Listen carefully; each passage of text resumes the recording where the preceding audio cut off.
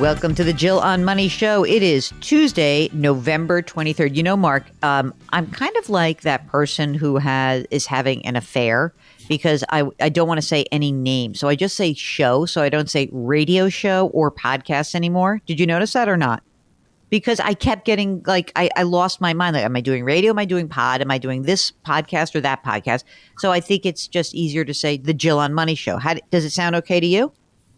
All right, good. It's the Jill on Money Show. And so therefore, I don't have to insult anyone who's listening on terrestrial radio because we still do terrestrial radio, ladies and gentlemen. That's right. How many years, Mark, have we been doing radio?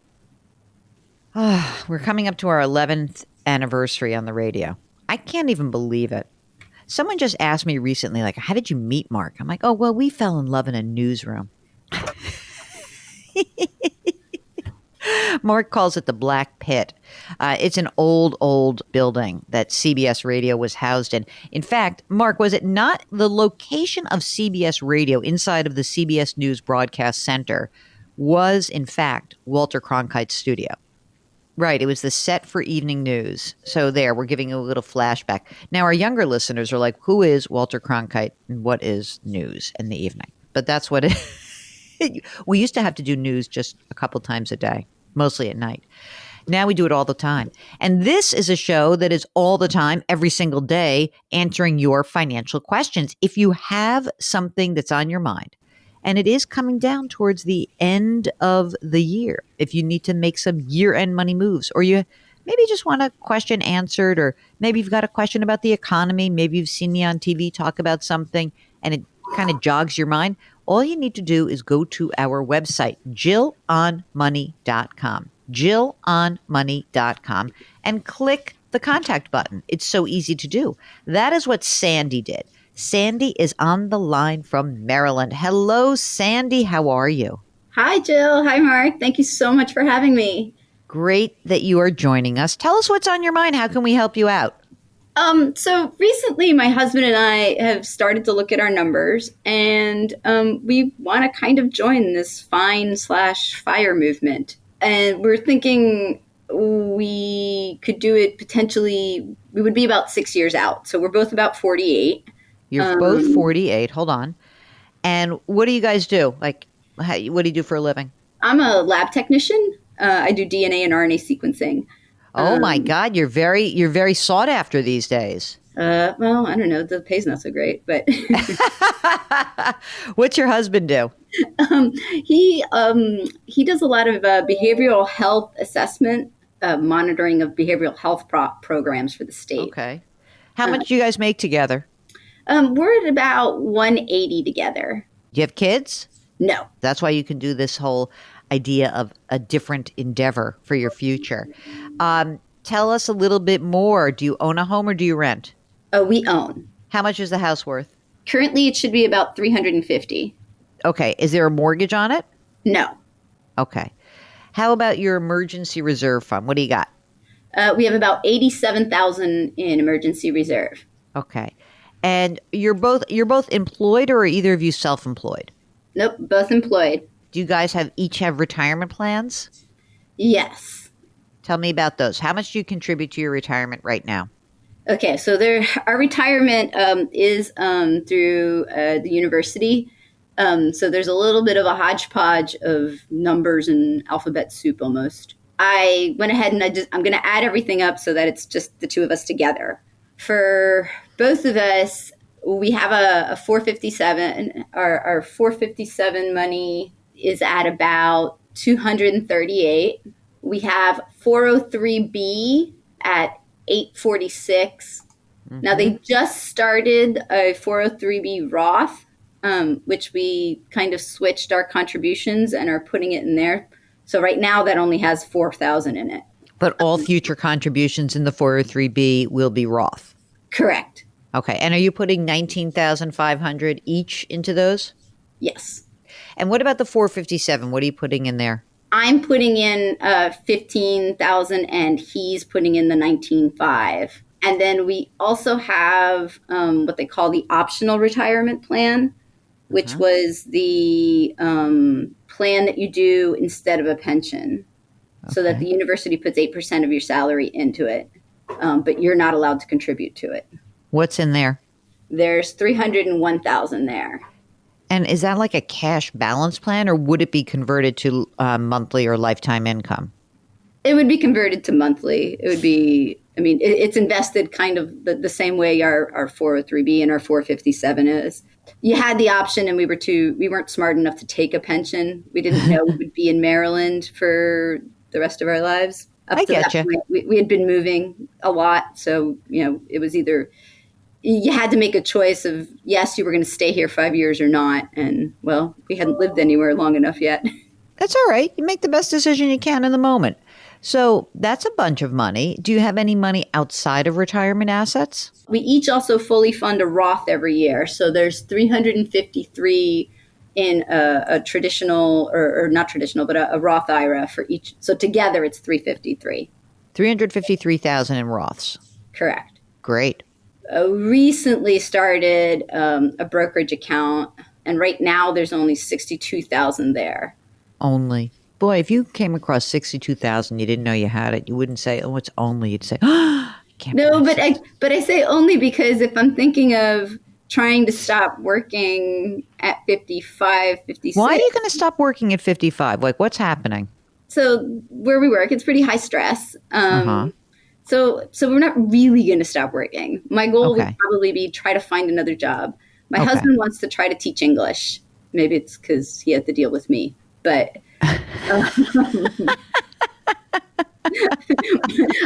English is actually not my first language. So.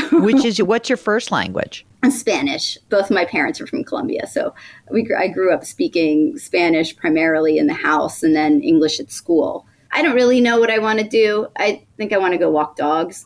I love that idea. So let's talk about whether you can do that. Let's roll the clock, okay? You're 55 years old. Here's what I've got for you.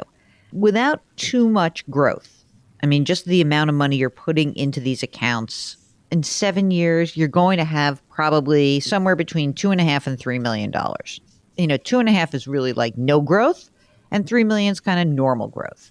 What is it that we need to have you do in terms of creating some part-time income to support yourselves? Like, how much do you need? So Jeff and I don't spend very much. He lovingly calls me Smaug, the dragon from Lord of the Rings who sits on our pile of gold. But well, what do you spend now? I mean, you got no mortgage, but what do you think you spend right now? I put together the last couple of months, and we spend about $5,000 a month. Oh my God, that's easy. Okay, great. And do you think that you guys, between the two of you, could come together and make $5,000 a month? I think we could, because we're both thinking, hey, if we're basically living on one salary, we're basically living on one of our paychecks. If we both work part-time, we'd be at the same spot. Right. What are we going to do for health insurance at age 55 for you guys? So that's where the university is great, because I will have been here the 25 years necessary to cover both of us. Oh, that's huge. So that is also one reason why I think it's doable. And I just don't know, one of my big questions now is that, do I keep putting the money as much as I am right now into these plans and then just start drawing from those? Or do I pull the contribution and start just putting it in a brokerage account? I mean, look, you're not in a terrible tax situation, right? Because if we just look at this, I know you don't have a mortgage, but even if we just looked at, do you claim a standard deduction now, or do you have itemized right now? Standard. Okay. So, I mean, if we look at your standard deduction, you're pretty much in the 22% tax bracket. And so, I don't feel like you have to go crazy putting so much money away, especially pre-tax. I am inclined, Mark, weigh in what you think. I am inclined that I would like you over the course of we're looking at targeting 55. So in the next 7 years, I don't feel like you guys need to put so much money into the 457 plan. I really don't. And in fact, I would love to see you bulk up that brokerage account. pay the tax that's due, earn your money, put the money in the brokerage account, and it's available for you. Because I do think you want to give yourselves a little bit of a cushion that from say 50, let's just say the 10 or 12 years between when you stop at the university and you claim your Social Security benefit, that you have money that's already been taxed. And I think that would really be great for you. If you just look at like even just the 457, if you put that 35 or $36,000 into your brokerage account, and even just stop with just your Roth contributions themselves, and if you could just end up putting in 45 grand a year in your brokerage account for the next 7 years, that would go a long way to help you transition from full-time to part-time. Okay. And now, how do you feel about that when you hear that? I feel scary. Like, I feel like, I don't know. I've always been just in the mindset of like, I guess part of me always thought, oh my God, as soon as I turn 50, I can actually dump more into retirement. You could, but I'm not sure it makes a ton of sense. I mean, I think that having a fat brokerage account is almost more helpful to you than a fat retirement account. Your retirement's kind of set. Like, even if you go beyond this, like what would be your Social Security benefit at your full retirement age? Do you know that number? I do. I actually looked this up last night. Of course you do. Sandy. Sandy, the lay CFP. What's the number? It's age 67 or something. What is it? At 67, I would bring in 2,700.